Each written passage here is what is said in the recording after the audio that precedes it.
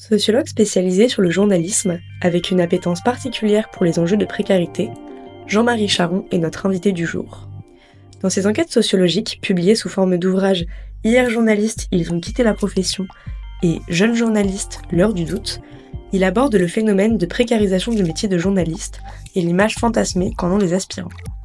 CDD à répétition, pige, c'est-à-dire le fait d'être payé à l'article par des médias différents sans avoir de sécurité ou de constance dans la rémunération, rémunération sur facture comme auto-entrepreneur.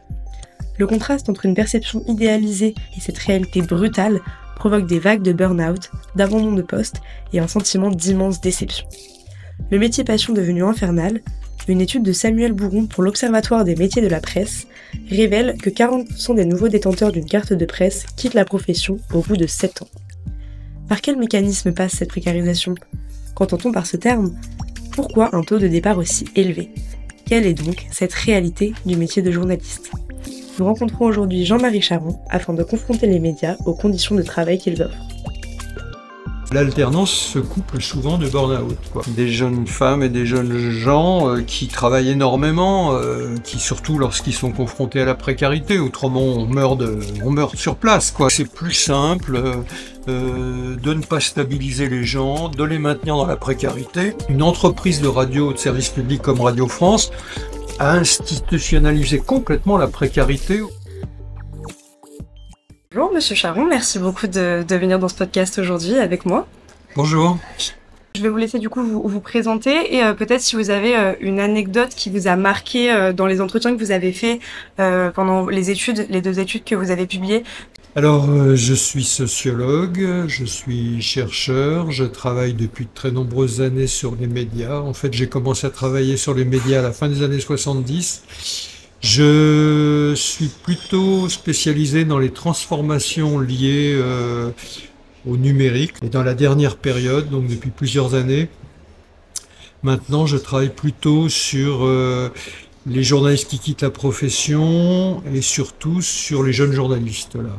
Je prépare aussi une nouvelle enquête, mais c'est pas non plus indépendant sur les collectifs de journalistes, parce qu'effectivement un certain nombre de jeunes journalistes aujourd'hui rejoignent des collectifs pour faire face notamment au problème de la précarité.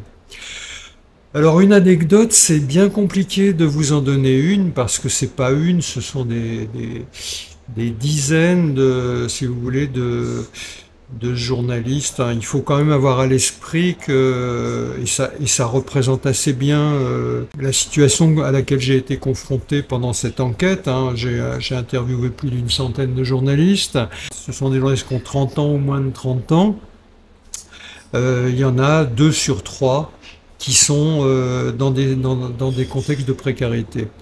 CDD ou pige, je dirais que c'est loin d'être l'idéal, mais c'est le moins pire, parce que effectivement un certain nombre d'entre eux vont pouvoir être confrontés à des systèmes dans lesquels on leur impose, par exemple d'être rémunéré sur facture, ce qui implique d'être auto-entrepreneur, ou on leur impose de travailler avec des statuts d'intermittent du spectacle ou en droit d'auteur.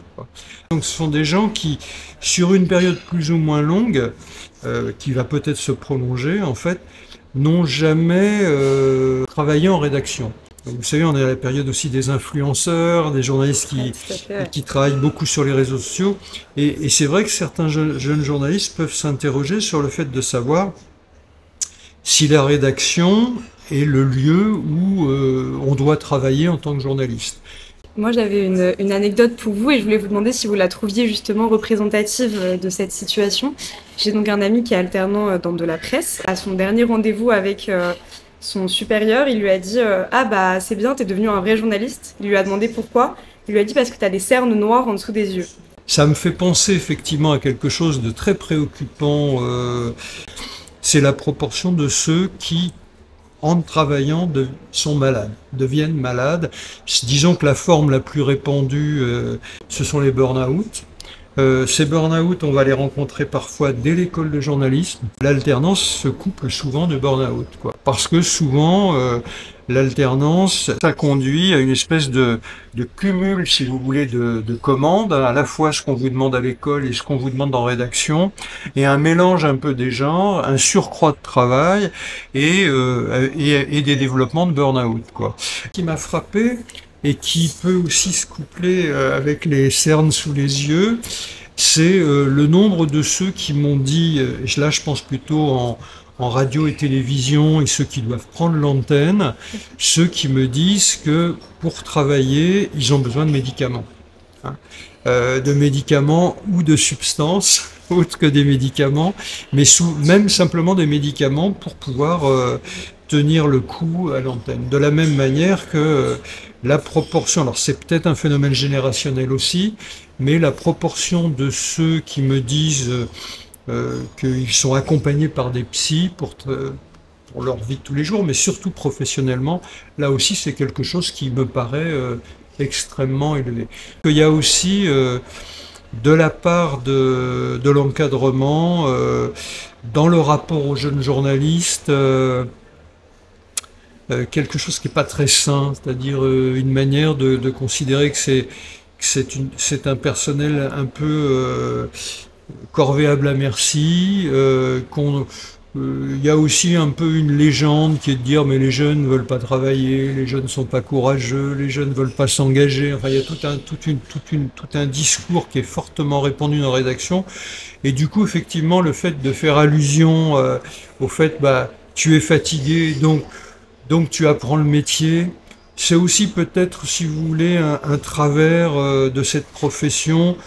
Moi, je m'interrogeais, c'est intéressant ce côté, les jeunes sont flemmards, maintenant on veut plus travailler, etc. Est-ce que vous trouvez que c'est une spécificité du milieu du journalisme? Parce que moi, je trouve que c'est quelque chose qu'on entend beaucoup, partout, tout le temps. Est-ce que c'est quelque chose qui peut être vraiment spécifique au milieu du journalisme, ou est-ce que c'est plutôt une tendance générale qui vient du monde du travail, qui est que le monde du travail n'a pas tellement envie d'accueillir la nouvelle génération? Ce qui est certain, si vous voulez, c'est que moi, je rencontre effectivement des traits de caractère spécifiques à cette génération, qui sont ce que j'appelais un peu tout à l'heure des légendes, ou par exemple, effectivement, ce que je disais tout à l'heure sur la difficulté, le fait de pas être travailleur, de pas avoir envie de travailler. En fait, moi, je crois pas. C'est pas du tout une réalité. Au contraire, moi, je rencontre des jeunes femmes et des jeunes gens qui travaillent énormément, qui surtout lorsqu'ils sont confrontés à la précarité, autrement on meurt sur place, quoi. Si on n'est pas énormément engagé, il faut beaucoup travailler, enfin, etc. En revanche, ce qui est certain, il y a un rapport au travail qui a changé. De deux manières, ça. D'une part, j'aurais envie de dire qu'il y a un peu un désenchantement par rapport au travail. C'est-à-dire que on n'idéalise pas trop ce travail. Par exemple, penser que le travail, ça doit être une raison de vivre, non. Je pense que c'est généralement quelque chose qui sera pas du tout partagé. Et de la même manière, c'est une volonté d'avoir une distinction extrêmement claire et que ça soit défini, si possible, écrit sur le papier, la distinction entre ce qui est vie personnelle et vie professionnelle. Et avec une volonté de défendre un espace de vie personnelle dans lequel on va avoir des loisirs, une vie associative éventuellement, une vie familiale, parce que il faut une distinction qui me paraît assez salutaire entre avoir une vie sociale et faire son métier. Alors que souvent, c'est vrai que dans les générations précédentes, je me souviens de jeunes qui me disaient non, j'ai pas de loisirs, etc. Mais dans mon travail, etc. Non, là, le travail c'est une chose, la vie personnelle c'est autre chose, quoi. Et du coup, vous parliez tout à l'heure des piges, des CDD qui sont finalement les modes d'emploi peut-être principaux, ou en tout cas les plus faciles d'accès face au Graal du CDI dans le milieu du journalisme. Et je me demandais du coup, spécifiquement du coup dans les médias, pourquoi autant de réticence à engager du CDI, et pourquoi est-ce que c'est simplement des raisons économiques qui poussent les médias à simplement vouloir avoir du CDD ou de la pige, ou est-ce qu'il y a d'autres raisons que vous avez pu identifier sur cette réticence à la stabilité? Il faut probablement distinguer les périodes et les types de médias. Par exemple, moi j'ai fait un bouquin dans les années, au début des années 90, oui c'est ça, qui s'appelait Carte de presse à l'époque. Et à cette époque-là, si vous voulez, on avait déjà une précarité sous la forme de la pige, mais c'était plutôt le propre de certains médias. Par exemple, en France, pas qu'en France, mais en France c'était particulièrement développé, on avait une forme de presse qui était très très prospère, qui était la presse magazine. Et dans cette presse magazine, notamment à partir des années 80-90, la périodicité a eu tendance à passer de l'hebdomadaire au mensuel. Dès que vous êtes en mensuel, c'est très difficile de stabiliser en permanence une rédaction avec des CDI, etc. Vous allez avoir quelques CDI, mais ça va être plutôt des cadres ou des gens qui travaillent à la finalisation, vous voyez, le secrétariat de rédaction, ce qu'on appelait le secrétariat de rédaction à l'époque, maintenant qu'on appellerait plutôt l'édition. Mais tous les autres postes, qui étaient des postes de journalistes faisant des enquêtes, journalistes faisant des dossiers, journalistes faisant des portraits, des interviews, etc., c'était essentiellement des postes de pigistes. Donc cette presse magazine, elle a prospéré sur le développement de la pige. Donc ça, c'est toujours une réalité. Ça, ce secteur de la presse magazine ou ce secteur de la presse professionnelle continue à employer des pigistes. Mais on n'est plus effectivement dans cette période-là. Je pense qu'aujourd'hui, ce qui fait que la précarité s'est beaucoup développée, c'est aussi la fragilisation des modèles économiques des médias. Et là, si vous voulez, on a un phénomène qui s'est développé, qui est que un certain nombre de rédactions, et là ça va être moins la pige que les CDD, ou que l'emploi de stagiaires, ou le fait de faire travailler des gens sur facture, enfin tout un tas de trucs qui sont apparus comme ça. C'est beaucoup lié à des modèles économiques qui sont fragiles, même sur un profil de quelqu'un où il voit que cette personne lui convient tout à fait au poste, etc. Il y a une telle inquiétude sur les modèles économiques, la possibilité de se projeter à quelques années, qu'il y a une tendance à ce que les rédactions ralentissent finalement les phénomènes d'embauche. Je pense que un certain nombre de rédactions aussi, dans cette situation compliquée, se sont installées dans un système où elles se rendent compte, et notamment vis-à-vis des jeunes journalistes, que c'est plus simple de ne pas stabiliser les gens, de les maintenir dans la précarité, d'une part parce qu'ils travaillent plus, typiquement en radio aujourd'hui. Une entreprise de radio de service public comme Radio France a institutionnalisé complètement la précarité pour les jeunes journalistes. Vous sortez d'école. Éventuellement, à l'école, vous aviez fait une alternance. Et d'ailleurs, plutôt pour aller à Radio France, il vaut mieux avoir fait une alternance à Radio France. Ensuite, on vous explique qu'il va falloir rester en pige pendant plusieurs années. Et il va falloir être parmi les meilleurs pigistes. Et ces meilleurs pigistes, on va leur proposer de passer un espèce de nouveau concours, alors qu'ils sortent d'école de journalisme, qu'on appelle le planning. Et le planning, c'est un concours. Enfin, en tant que pigiste, il a fallu que vous appreniez toutes les formes de journalisme, l'interview, les flashs, le desk, enfin tout. Et donc là, on vous réexamine là-dessus. Et à ce moment-là, vous entrez dans un système donc de planning. Et le planning, ça dure toujours plusieurs années. Pour certains, ça peut durer jusqu'à 10 ans. Et qu'est-ce que vous faites au planning? Vous ne faites que des CDD. Ouais, d'accord. Et en général, Radio France fait vivre d'ailleurs ses stations locales, ses France Bleu, essentiellement avec le planning. Voilà. Et donc vous avez, moi par exemple là j'habite au Rouen, il y a la personne qui a pris la rédaction en chef à Rouen, d'ailleurs ce qui est assez rare, ne vient pas de Radio France, elle a été embauchée de l'extérieur. Et bon, on discute ensemble parce qu'on se connaît pas mal. Il me dit, bah voilà, j'ai un journaliste, j'ai mon matinalier qui vient de tomber malade, gravement, etc. Je lui dis, comment tu fais? Bah, je prends quelqu'un au planning. Et donc, d'un seul coup, il y a une personne qui était à Paris ou ailleurs, etc.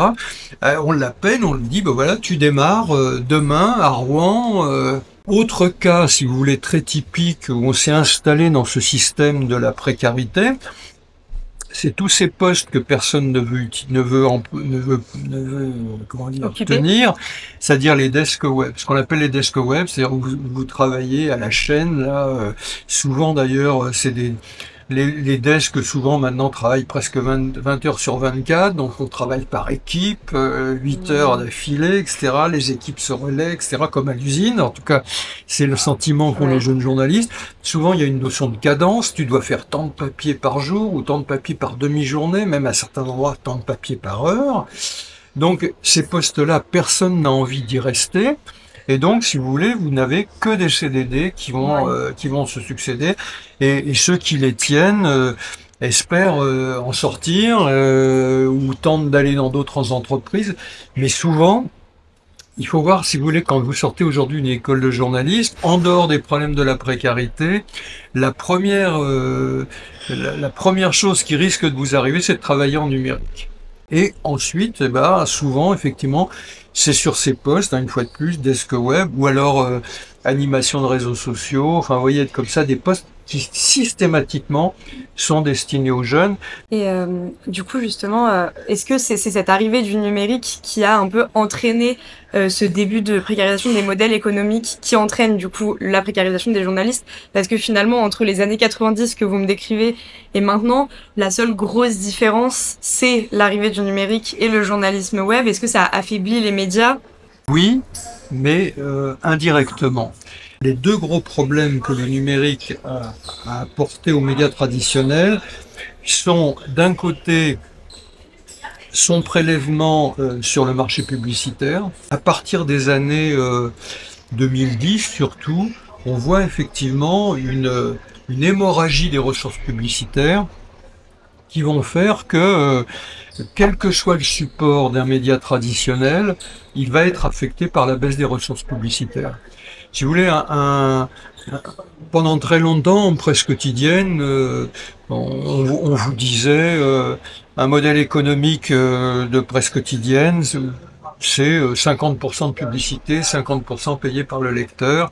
Or, si vous voulez, petit à petit, on a vu que les grandes plateformes grignotait cette ressource publicitaire. L'envolée des prix des journaux n'a rien à voir avec l'inflation. C'est vraiment parce que il y avait de moins en moins de ressources publicitaires. Il a fallu compenser en faisant payer de plus en plus le lecteur. Alors évidemment, il y a un cercle vicieux, c'est que plus vous faites monter vos prix, vous avez de moins en moins de lecteurs. Et l'autre aspect qui fait que, je vous disais, il y a un effet indirect, c'est le modèle de la gratuité.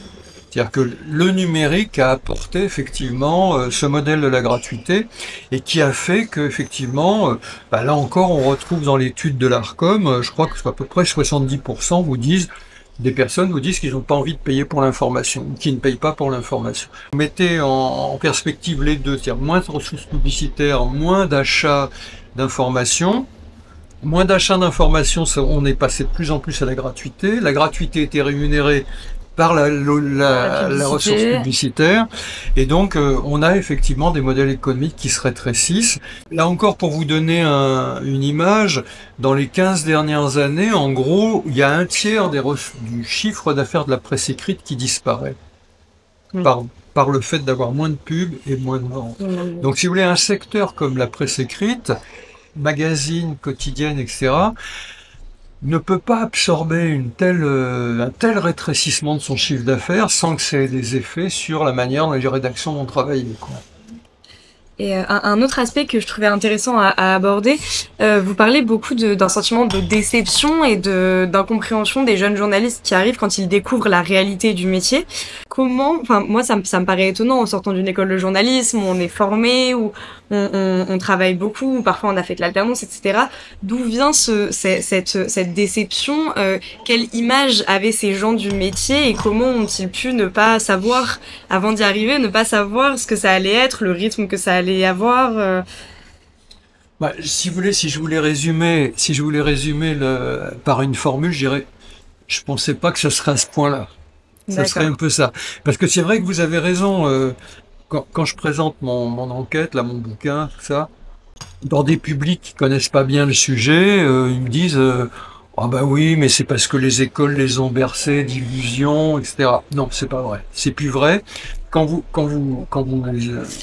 vous accompagner, parce que dans les entretiens, je demande aux personnes que j'interviewe comment l'idée du journaliste vous est venue, quelle représentation vous en aviez, est-ce qu'il y avait des figures qui vous, comment dire, qui vous influençaient ou qui faisaient image pour vous, et comment vous vous êtes renseigné sur le métier, comment vous avez fait le choix des formations, etc.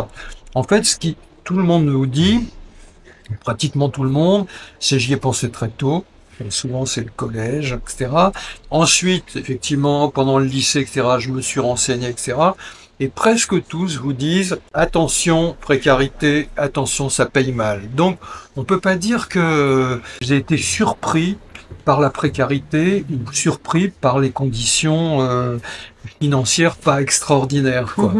Ça m'a intéressé dans mon enquête, j'ai fait exprès d'avoir des jeunes gens qui ont presque sortent de l'école, enfin 6 mois, 1 an d'expérience, quoi. Donc je vois un peu dans quel état d'esprit ils sont, La etc. réaction à chaud. Voilà. Donc quand ils sont au desk, quand ils sont dans des flashs radio, quand ils sont, etc. Globalement, ils acceptent davantage les CDD, etc. Ils acceptent davantage la dureté des choses. Mais quand on se retrouve à presque 30 ans, donc plusieurs années après, c'est rare qu'ils me disent je continue à être dans un desk et je prends mon pied, etc. C'est là que on voit que le temps joue sur cet effet de déception. Ça les use avec le temps. Ça use. Ça use, ouais. Et il y a un aspect, si vous voulez, que moi j'ai mis à la fin de mon bouquin, parce que c'est vrai que j'ai l'impression que pourtant l'enquête elle est pas si vieille que ça, mais j'ai l'impression que les choses se sont encore durcies, ou alors c'est peut-être parce que moi j'en ai pris davantage conscience en les accompagnant. Il y a aussi un fait auquel souvent ils s'attendaient pas, c'est à quel point l'image de leur métier est dégradée. Oui, toute cette formule que je crois que j'utilise dans le bouquin, on est devenu des mal-aimés. Et ça, c'est quelque chose aussi qui vient se surajouter, si vous voulez, aux difficultés que vous rencontrez, alors financières, l'insécurité, enfin, etc. Quand en plus vous allez sur le terrain, vous êtes mal accueilli, vous contactez une source au téléphone, vous êtes pas très bien reçu, vous ressentez de la défiance. Vous vous retrouvez en famille, en réunion familiale, vous êtes critiqué. Il y a même pas le côté validation sociale qu'on peut attendre d'un métier où on se dit c'est un métier qui a du sens, où je vais aider les gens, du coup les gens vont être contents que je vienne leur parler. Il y a même pas ça au final, quoi. Et c'est vrai que là aussi il y a un contraste, c'est-à-dire que c'est un métier qui s'est vécu longtemps comme un métier prestigieux. Or aujourd'hui, et peut-être que les plus âgés continuent à croire qu'ils sont dans un métier un peu prestigieux. Mais chez les plus jeunes, ce qui domine, c'est ce sentiment d'être venus un peu des parias. Et c'est très bien, ça me fait tout à fait l'introduction à la prochaine question que je voulais vous poser, c'était justement sur cette espèce d'élitisme, une image très élitiste de la profession de journaliste comme une profession d'intellectuel, avec des concours très très durs à l'entrée, donc qui élitise encore plus la profession, et derrière ce badaboom de précarité et de défiance, etc. Pourquoi en fait on considère encore cette profession comme étant autant dans l'élite, comment sociologiquement on explique tout ça, alors qu'en fait en pratique on ne fait pas partie de l'élite, en tout cas financière, stable, etc. Alors je pense qu'il y a beaucoup d'idées reçues sur la profession. Par exemple, dans les milieux intellectuels, je pense notamment chez les chercheurs, il y a une image, si vous voulez, assez critique à l'égard des journalistes et qui n'a cessé de se développer. Et là, effectivement, je pense qu'on a beaucoup participé à cette représentation de la pensée unique, du suivisme par rapport aux élites, etc. Et donc, on s'est un peu enfermé dans cette représentation d'une profession qui ferait partie de l'élite, quoi. Moi, je me souviens d'une période dans les années 90 où il y a eu la période, vous savez, de la privatisation des télévisions, etc. Vous aviez les journaux de télé, par exemple, ou les magazines de télévision, qui vous affichaient des salaires de journalistes présentateurs, qui étaient des salaires mirobolants. Et on parlait de journalistes stars, vous voyez, genre PPDA, etc. Je crois que la profession s'est un peu laissée enfermer dans cette image. Bah oui, on est des gens plutôt pas mal, quoi. Il n'y a pas eu du tout ce travail pédagogique de dire, si vous voulez, c'est plutôt des gens comme nous qui disons, bah, regardez concrètement comment ça se passe, avec des bouquins comme ceux que je fais, etc. Mais autrement, bah non, cette profession, elle parle pas trop d'elle, en tout cas, si vous voulez, en termes de représentation vers l'extérieur, quoi. Ouais, c'est vrai qu'il est très rare que les journalistes prennent la parole pour parler d'eux-mêmes. Ils sont tellement Oui, habitués à donner la parole aux autres et à parler des autres que je pense qu'il y a assez peu de travail là-dessus. Et un autre axe qui m'a assez étonnée, c'est sur plutôt le thème de l'infobésité. J'imagine que le terme doit vous parler. J'ai eu l'impression dans votre livre que en fait les journalistes du coup étaient bien sûr éreintés par le rythme effréné de l'information partout, tout le temps, etc. Sachant que les citoyens aussi sont éreintés par ce rythme, j'ai du mal parfois à comprendre pourquoi on continue et pourquoi on met pas le haut là, puisque du côté professionnel c'est éreintant et ça fait qu'en fait les journalistes aujourd'hui produisent même plus de l'information si qualitative que ça, parce que quand quelque chose se passe et qu'on a une demi-heure pour écrire un article, on n'a pas le temps de produire quelque chose qui va apporter quelque chose de vraiment intéressant. Et en même temps, de l'autre côté, les citoyens, les consommateurs en ont marre d'être constamment exposés à de l'info, à des notifications, etc. Donc pourquoi le stop, le holà n'est pas mis bah, parce que c'est les téléspectateurs, enfin les spectateurs ou le public sont pas si simples de le décrire. En tant qu'individu, on est beaucoup plus ambivalent parce on reste quand même euh, extrêmement attiré par l'instantanéité, par une espèce le flux. Alors, à la fois, on peut être capable de dire j'en ai trop, il y en a trop, ça me rend malade, etc. Mais qui se met à la diète, vous voyez? Oui, c'est vrai. Et qui par ailleurs dit bon bah voilà, il y a des médias lents, euh, je ne vais que vers les médias lents. Au mieux, si vous voulez, pour ce qui est des médias lents, par exemple les MOOC ou même des sites d'information qui travaillent plutôt sur de l'enquête, etc. Au mieux, leur public va être un public qui se dit je m'abonne ou j'achète ce genre de support, mais pas seul, en plus du rapide. Vous voyez. En fait, quand vous analysez les pratiques d'information, vous vous apercevez qu'aujourd'hui, on a deux pôles. On a un pôle de public très éduqué, de public ayant des responsabilités sociales, culturelles, etc., très engagé dans la société, enfin, etc. Là, on va être sur des pratiques de cumul. Ça veut dire que ces gens-là, c'est pas parce qu'ils vont vers des médias lents, qu'ils veulent des médias approfondis, ils veulent une diversité d'angles, d'approches, etc., de rythme, etc., mais ils vont aussi vers ces médias. Et à l'autre pôle, vous avez une partie du public qui, en termes d'information, n'a pratiquement plus que les réseaux sociaux et les chaînes d'information généralistes, c'est-à-dire les quelques journaux télévisés.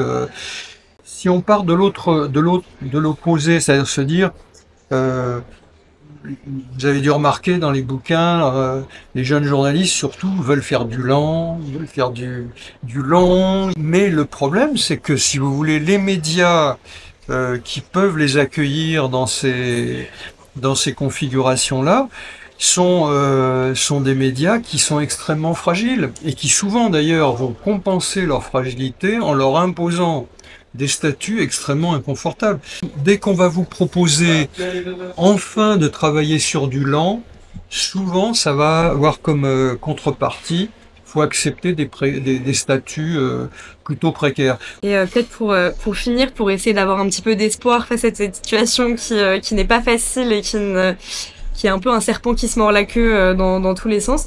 Finalement, quelle solution à cette précarité? Comment faire pour s'en sortir? Comment faire pour ne pas quitter la profession, pour déjouer les statistiques?